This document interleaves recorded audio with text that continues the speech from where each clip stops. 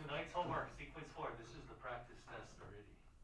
So because we learned everything, and then we're actually going to do the additional problems as a homework assignment.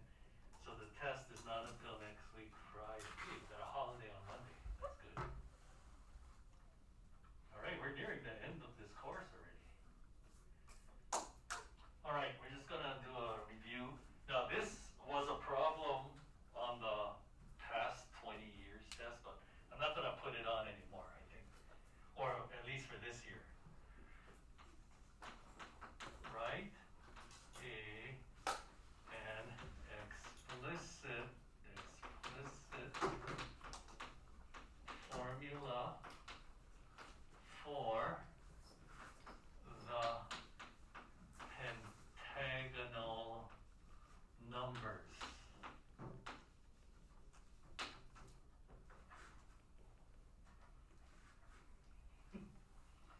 So first of all, you got to know what the pentagonal numbers are. So that's why we talked about triangular, and of course you know square numbers, right, from elementary school. What were the triangular numbers again? It was on today's quiz. 1, 3, 6, 10, 15, 21, ... Why do we call these the triangular numbers? Because they make triangles. See, 1, and then 3, so if I add 2 more, see how it makes a triangle like this? If I add 3 more, then you get a triangle, right, 1 unit bigger. If I add 4 more, then it makes a triangle 1 unit bigger than that, and so forth and so forth.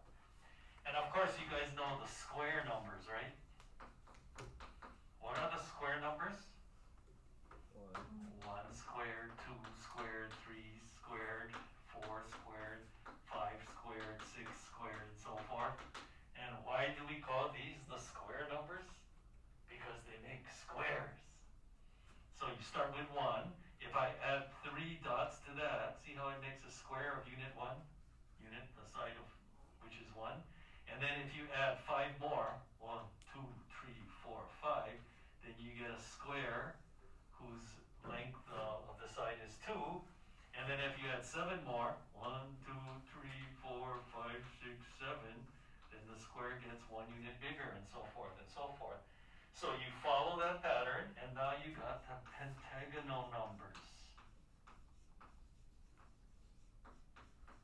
Do some of you even know what the pentagonal numbers are off the top of your head? Just the part that can barely know the square numbers. All right, well, they're going to form pentagons. So, of course, they all start with 1. Let's do it over here, so 1. So you make a pentagon. Let's see, something like that. So 1, 2, 3, 4, 5. See, each side has length 1. So you know the next one is going to be 5, right? Okay, what's the next one? We'll make a pentagon where each side is 2 units long. So 1. Let's see.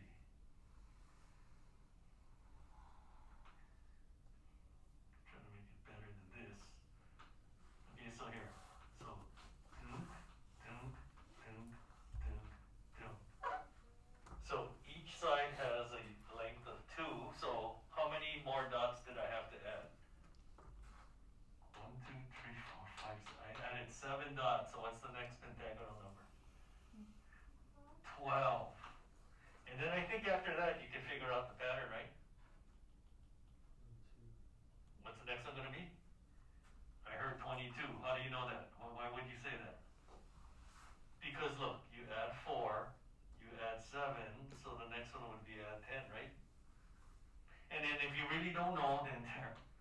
Okay, now I'm going to make a pentagon where each side has a length of 3 units. So then 1, 2, 3, 1, 2, 3, 1, 2, 3, and then 1, 1, like this. So how many dots did I add? 1, 2, 3, 4, 5, 6, 7, 8, 9, 10. You're right, it's 22. So then what's the next one going to be? So I added 4, I added 7, I added 10, so what's the next one going to be? Add 13, so 35.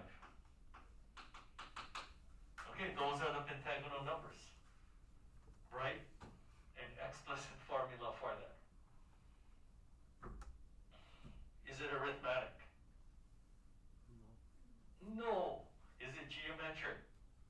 No. No. So what do we do?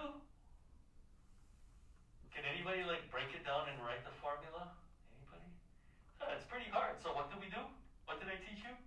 The method of finite differences. So what you do is you look at the differences, which we did, and then the difference of the differences. What are the differences here? 3, 3, 3, 3. So if it takes 2 levels to get to there, that means the formula is going to be second degree polynomial. So the formula for the pentagonal numbers is going to be an squared plus bn plus c. You're going to be doing this several times on the test, well, at least 2. So how do you find what a, b, and c are? You plug in numbers. If you plug in 1 for n, you should get the first term. You plug in 2, you should get the second term. And you plug in 3, you should get the third term. So basically, you only really need that, well, if you know that it's going to be quadratic. So what happens when you plug in 1 for n? You get a plus b plus c. Hopefully, we're good at this by now. You get the first term. Now plug in 2 for n. And then you got the second term, which is 5. And then now plug in 3 for n. 9a plus 3b plus c is equal to the third term, which is 12. And you simply solve these equations. By the end of this chapter, you're going to be good at solving 3 equations, 3 variables. And like I told you before, if you simply subtract the equations, the c's disappear, right? So 2 minus 1. 2 minus 1. 3b equal 4. And then I like to go 3 minus 2. Although if you want to go 3 minus 1, that's perfectly okay as well. 5a plus b equal 7. And then I'll go this minus this. 2a equal 3. Uh-oh, we have fractions. Okay, and of course, once you figure out a, plug it back into one of these. Which one looks easier? Probably the one with the smaller numbers, yeah? So 9 halves plus b is equal to 4, which is 8 halves. So therefore b is really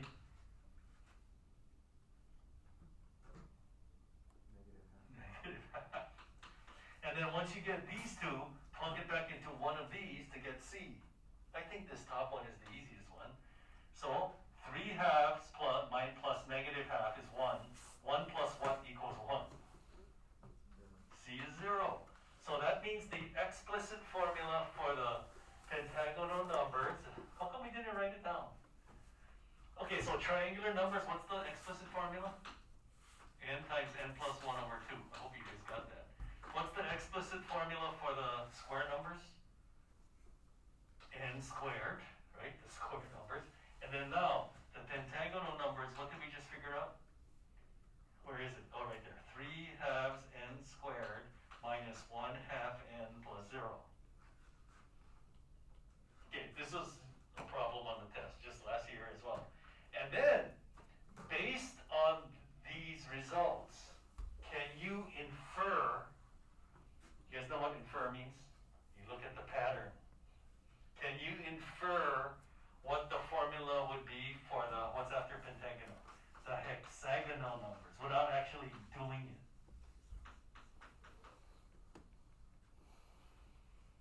Okay, maybe if we write it a little differently. So here, write this and multiply it out. If you were to multiply that out, triangular numbers, isn't that 1 half n squared plus 1 half n? Correct? The square numbers, isn't that like 1n squared plus 0n? And then the pentagonal numbers, 3 halves n squared minus 1 half n. So for the hexagonal numbers, what do you think? What's the pattern here? Come on, it's a clear pattern. I'll give you a hint. Look at the coefficients of n squared. 1 half, 1, 3 halves. It looks like it's increasing by 1 half every time. So 2n squared. And then look at the coefficients of n. Decreasing by 1 half. So what do you think? Minus n. That's right. That's the formula for the hexagonal numbers. And if you want the, what's after hexagonal? Septagonal? What do you think? Increase this by 1 half. Decrease that by 1 half. There you go. Septagonal. What about octagonal numbers? What do you